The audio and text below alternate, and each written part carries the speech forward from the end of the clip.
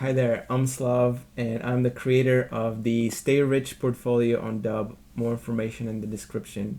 Today, I'm going to take you through the Robinhood latest Q3 2025 earnings. I have a presentation for you. It's really cool. After I run through it, we're going to talk numbers. I'm going to give you my opinion about the company, what I think it's worth now, and whether or not it's worth investing in. So here's the presentation. Let's see if I can switch this correctly.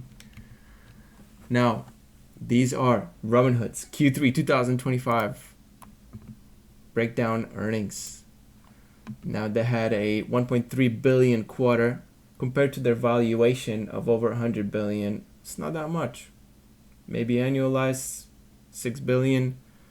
Not a lot when it comes to revenue, but I think it's justified even at this hefty price tag. The revenue is up 65%, earnings per share 150%. Revenue is up 65%, earnings per share is up 150%, and it shows really good growth. Net deposits in Q3 are 20 billion, and it's already surpassed in the last 3 quarters the 2024 year deposits worth of deposits, which was 50 billion. So we're doing pretty well there. Year over year growth in interest earning assets is 50%. They were looking for a growth in those numbers, and I think they're achieving it. Now they're enlarging the ecosystem, so there's a lot of revenue sources that they're creating, and they seem to all be growing at the moment, which is natural if you're getting more people coming in. And they have so many incentives to get people in. Everything from the Roth and other IRA accounts matching. They have a 3% matching for IRA accounts. They also have 2% matching for, I think, crypto transfers, 1% for regular transfers. All that is bringing more and more people in. Gold subscribers are up 75%, totaling 3.9 million gold subscribers, up 75% year over year. 40% of the new customers who joined in Q3 were gold subscribers. 40%. I'm not surprised though, because I think if you're going to be a user of Robinhood, you're going to want gold. There's just so many perks. Everything from better trading to $1,000 free margin, which kind of pays for the gold subscription on its own. I mean, if you, let's say you get an instrument that yields 4 to 5% per year, $1,000 gets you basically around $50 per year, and that's how much the gold membership costs. So in reality, you're getting the gold subscription for free. Why wouldn't you get a gold membership? It would not be wise. Okay, you also get level 2 data, which I know some brokerages give for free, but that's besides the point. There's just so many benefits. The retirement matching, etc. So many benefits. Speaking of retirement assets, $25 billion of retirement assets came in. They more than doubled in the past year. This one is a big one for me. 500K, so 500,000 gold card holders. I just got the gold card recently. Oh my gosh, where's my phone? Oh, here. I'll show you what it looks like. Remind me after the presentation. I'll show you on my phone. I don't actually have the physical one. It's coming in the mail. But this is a good one for me, big one for me, because it's 3% cashback, guys. 3% cashback. That's a lot of money. I mean, the best that you can get from the bank right now is 2%. 3% cashback. Now we're talking some real big savings, and it's even more than that if you use it a certain way. I mean, that's really something. So I'm going to be using this card all the time. I'm rarely going to use any of my other cards. This alone here is going to really expand their user base. I'm thinking it's a very big opportunity for growth. They have, speaking of growth, they have lots of new ventures, and lots of them that are coming soon. They have the predictions markets. It's very competitive. Lots of companies are vying to get a piece of action of this. We don't want to say the G word. Don't say gambling, guys. It's not gambling, it's prediction markets. So basically futures trading. Everybody's trying to get a piece of this action. Robinhood is just one of the companies, but they're doing pretty well so far because they have a large user base that is relatively young, and they can tap into that. They have their Bitstamp shenanigans. They have nearly 700,000 international funded customers reported in Q3. That's huge. So the international global presence is growing. This cool global globe right here with satellites circling around. Now, more than half of the company's revenue to be international within 10 years.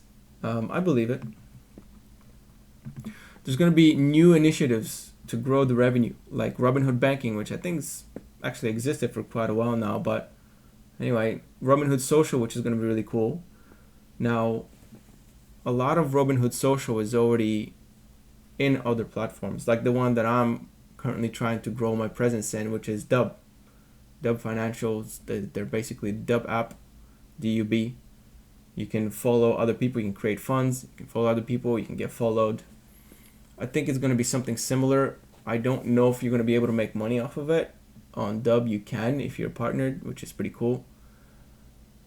And then they have this whole tokenization platform that they're trying to implement, right? With putting like some kind of crypto version of ownership of companies that are not yet listed and things like that.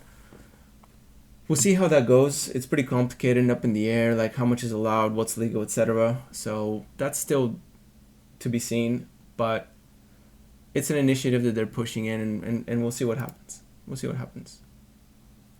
Again, just to recap, revenue is up 65% and 150% earnings through Q3 2025. Now, before we move on to the numbers here, which I have pulled up already, let me show you this card here. There you go. Oh, I don't know if you can see it. Let me get the app. Hold on. This is just an Apple Wallet. So this is what it looks like on the app. Okay, you can see it's, I've already spent, it gave me $10,000 that I can spend. I spent about $100 something, and you can see my spending here. And then I have 361 points rewards at the moment, and I can use them to get that solid gold credit card, which we'll see. I don't know if you can see very well right now, but solid gold credit card. But you can use the money to redeem in many different ways. You can get a mystery box, which I do not suggest getting. You can get a 24 karat pure gold bar, which is only 10 grams. It's very small, but it's cool. It's gold. You can get statement credits. You can actually make it so it automatically reduces the amount you have to pay by, right away. It puts that 3% right towards your bill. You can get cash back, which is pretty cool. Look what I want to do here. I don't know if you can see the screen that well, but I'll try to make it visible. You can actually adjust how many points you want to convert to money. So even though I spent just a little bit over $100, I've accumulated 361 points. I can literally get $3.61 into my account right now and start earning interest on it or something. So it's pretty cool. I like it. You can get merch, you can give gift cards, gas, whatever. Amazon, shop on Amazon. You can get a rose gold card, which is not actually rose gold. I think it's just the color. You can get 5% cash back on travel. So look, this is like really, you can get virtual cards for anti-theft protection, etc. This is the real deal. Like, actually very, you can get one-time use, single card use cards, ones that expire after 24 hours if you're worried about like credit card theft and whatnot. It's actually very high tech. I definitely use it over any of the other credit cards that I have at the moment. I really like it. So I think this initiative is really good. Not only is their brokerage becoming the best brokerage, yes, it doesn't have as much reach as Interactive Brokers, let's say, as many names and abilities as Interactive Brokers, but for just a run-of-the-mill brokerage for US clients especially, I think it's great. It's just nothing like it out there, and there's just so many benefits. Now, I know this sounds kind of like an ad for Robinhood Gold, and I have been a supporter of it and user of it since like 2015, close to when it first came out. Actually, I think exactly when it came out, I became a customer. But I feel mad that I bought it at $10, exited at 12 for 20% in a month, and I'm like, oh man, I made a killing with this ninja trade. I actually made a video about it, this ninja trade, and when Robinhood was actually worth less than the cash on its balance sheet. It's absolutely mind-blowing. And I said at the time that it was going to be a 10-bagger, and it's exceeded that 10-bagginess. But I didn't hold it. It's just not what my process is, unfortunately. And so I miss out on opportunities like these. I might just buy some shares here and hold them for a really long time. I think definitely in a year or two, it could double from here, even though it's right now very pricey. We'll go through some valuations in a little bit. It's very pricey, but even though it's pricey, the room for growth from here still exists. I mean, I think it could double in lots of metrics by this time next year. It's just the value proposition is just so large. Now, let's dive into the numbers, shall we? Let's take a look at what we're dealing with. Let me see if you can see it clearly. I think you can. Now, what are we looking at here? The numbers are already in. Interest and dividend income. Look at this. It's doubled from like 2 quarters ago. Almost doubled. Huge. Net interest income almost doubled. Brokerage commission. Now this thing, yes, it's large right now. I think this is the part of their revenue that's actually going to be shrinking as competition comes on board. However, they have so many new and growing revenue sources that it's going to be insignificant. Plus volume is going to make it so this number actually sticks. Yeah. Total revenue this quarter almost 1.3 billion. I mean, it's huge. The growth rate is really big. If we take this quarter to, September 30th, 2024, it's double.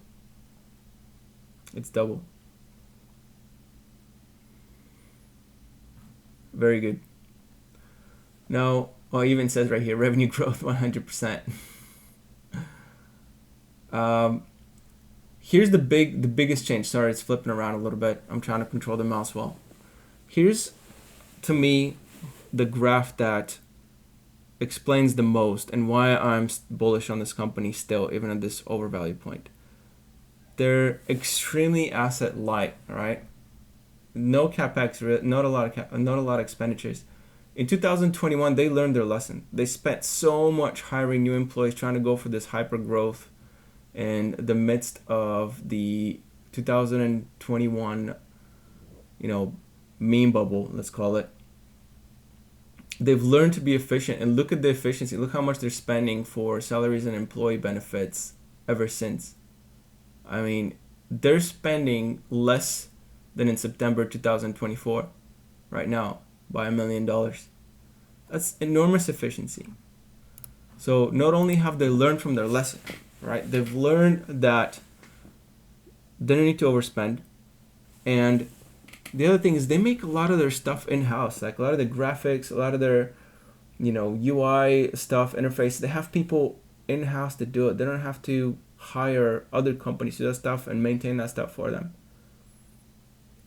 which is a huge benefit. They're so efficient and lean. So when you have all these other tech companies right now, they're all obsessed with, artificial intelligence and machine learning and all that. You have all that going on. They're having to spend, they're racing to the bottom when it comes to spending. 200 billion, 300 billion. 1.3 trillion. I heard a number like that, like 1 point something trillion that OpenAI is going to spend over the next few years or 8 years or whatever. It's going to be lots of spending. Google is spending hundreds of, all these companies are spending hundreds of billion in infrastructure build out for this new tech, whereas Robinhood is staying efficient. It's spending less than it was last year at the same time by $1 million. That's incredible. That's incredible. So they've learned a lesson. They want to be efficient. They know it's a really important to do that, and I think investors are rewarding them for it. This company was all but left for dead, and now it is the paragon of efficiency on Wall Street. Even though it's a direct listing, so not really. Shouldn't mention Wall Street in it. But anyway, I don't know why I got onto this topic. Let's move on. Operating income, you can see the growth there. Really big growth. Really big growth. When it comes to income, look, 164 million versus 660 million a year later. I mean, that's like 4x. But that isn't as important as the revenue increase. Let's see. Net income to common. Where's the chart? 556 million. Shares outstanding. Let's see how much they've been diluting. Not much. The share count is almost exactly the same. So they're not tapping the investors at this point, even though the stock can be considered overvalued at the moment. They're not tapping the investors for additional money. They have money. Free cash flow. The profit margin. So here's another cool thing. I mean, financial companies in general have really fat margins, but their profit margin is pretty healthy. I mean, 43%, 44%. Even for a financials company, at the moment, they're doing really well. Let's take a look at some valuations here and statistics, yeah? Now, market cap, 117 billion. Total enterprise value is 114 billion. So that means they have about 3 billion net cash on the books. The metrics, we're skipping down. Well, actually, let's go over here in the revenues, yeah? So revenues, 4.2 billion, but by the same time next year, it's going to be like 6 point something at least, at the very least. And then we have net income. Now, if we just look at the net income, honestly, that's actually almost okay for a $110 billion company. I mean, there are some companies that just run at this overvalued rate with this type of net income. Like, if you were to return 100% of the income back to investors, you would basically get a 2% yield per year. That's excluding any future growth, which is exactly what this company is all about. It's about future growth. So if you take all that away, then you still get 2% per year if the status quo persists. So it's actually not that crazy of a valuation. Not that crazy. Oh my gosh, I pressed the button I shouldn't have. No thanks, Teams, Windows Teams, Microsoft Teams. Okay, let's move on. P ratio 54, yeah, okay. Price to sales, almost 30, fine. We talked about this. Operating cash flow, okay, yes. Look, these figures are inflated. I get it, but they're really in growth mode, and I only think they're gonna capture more and more customers. I can't see anybody who's got a taste of Robinhood looking to switch away in a hurry. I'm not saying it doesn't happen, just don't see it. I mean, so many people are posting their Robinhood accounts out there, including myself, that, you know, it's become a little bit of a joke. Like, it's just so much easier to read all of it. It's so user friendly that, I mean, it's kind of like the Apple of brokerages out there. So, what do we think here? At this price of market cap of 117 billion or so. The company is certainly expensive, but it's not crazily expensive. Like I said, if this growth continues, which I think it will, even if it doesn't continue at the rate it has been and the growth rate tapers off, there's going to be definitely more money coming in. The AUM is going to be larger. All the revenue sources are growing at the moment, and even if not all of them are growing come next year or the year after that, I think the company is still a double from here. It's not a 10xer anymore, in my opinion, right? It's not a 10 bagger, but I think at least a double from here in 2 years, right? Which puts us at 100% growth in 2 years. Okay, that's not bad.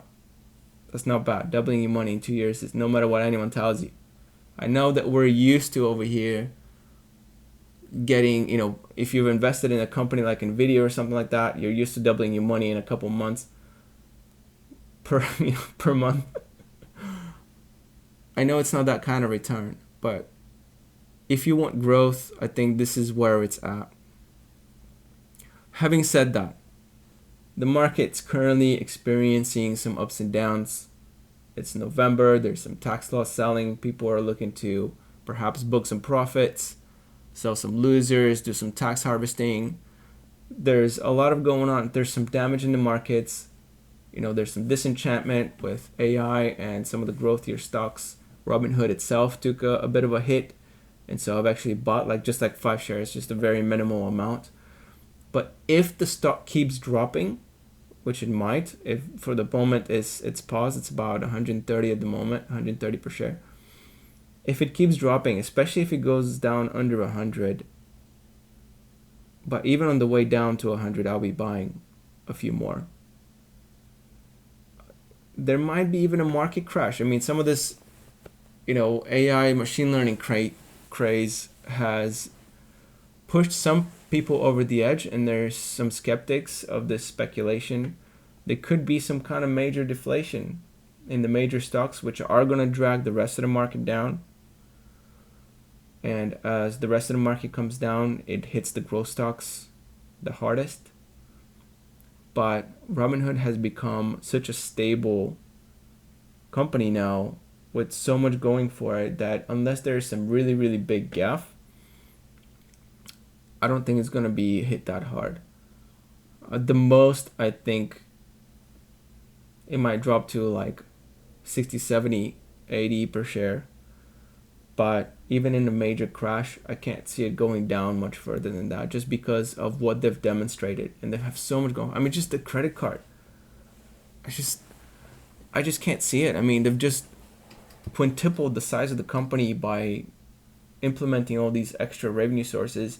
And with Legend, so Legend is their desktop platform for trading. I've tried it, I own it, I've used it on the desktop. It's not bad. It's not bad. Yes, it needs shortcuts if you're going to be really big time trader. And yes, the margin rules and all that. 3 trades per day requirements, etc. And the minimum of $25,000, etc. No margin account trading, etc., etc., etc. Those are some regulatory, hurdles that all brokerages have to deal with. But with I think with implementation of shortcuts and things like that, it will only get better, right? They're getting lots of feedback from traders and they're improving that platform. I've noticed some improvements already. They've added some features, etc. I'm not going to do a review on it here, but not only that, but if you guys notice inside the app, because I'm sure all of you have it. Honestly, if you don't have Robinhood app on your phone, I don't know what you're doing, but if you do, you should comment below and let everybody know that you own it, because I know you own it. Tell me you're on the team. Tell me you're on the team. So type a comment below, say I'm on the team. You're on Team Robinhood. You're a user of the platform. Don't lie. So you've noticed that when you go to trade, there's an advanced mode. Advanced mode, it looks super fun to use. It looks super fun. I've only used it once or twice just for fun, but just the speed and information that's coming in and the ability to see the market right in front of your eyes It's just really, really grabbing. And if you're not doing this for fun, I mean, what are you doing it for? If you're not into it, if you don't enjoy it, why are you even doing this? Delete the app. Like, go put your money in a Vanguard account somewhere, right? When it just sits for 30, 40, 50 years. And when you retire, go spend it. Like, if you're not into finance, if you're not into investing, you shouldn't be using this app. Like, delete it, okay? Go put your money in Interactive Brokers, whatever you want to do. Go to Wells Fargo, they'll invest it for you. There's no shortage of conservative vehicles where you can invest your money without having to look at a stock ever again. And then just get your money and trust some financial advisor. Like, that exists out there. But if you're using, this is what you're doing it for. You're doing it for the enjoyment, for the thrill, for the challenge, right? It's kind of like a sport. It's what you're into, okay? And it's the same for me, like right here. I just want to invest. I want to trade, right? So it's fun. It makes money. We want to make the most of it. Robinhood is doing the best job right now of doing that for us. So, final thoughts. Double in 2 years is my prediction. Is it going to happen? I don't know. Is it richly valued right now? Yeah. I'm going to be buying on a pullback. If it goes up from here, I'm not going to buy. If it goes up 50% in a month, I might sell again for a small profit, even though I know I should be holding it for the long term. But that's just the way it is. If I see too much money up front, why wait? I can just roll the investment in something else. It might correct on the way. I don't know what's going to happen. But somebody giving me free money, I'm going to take it. So that's what I'm doing. What you're doing, that's just going to depend on you. This isn't financial advice. These are just my thoughts, my analysis, what I think of the company. You got to make your own decisions, obviously. So you got to decide what's best for you. I'm telling you what I'm doing and what my opinion is. All right? Let me know. Team Robinhood, don't lie.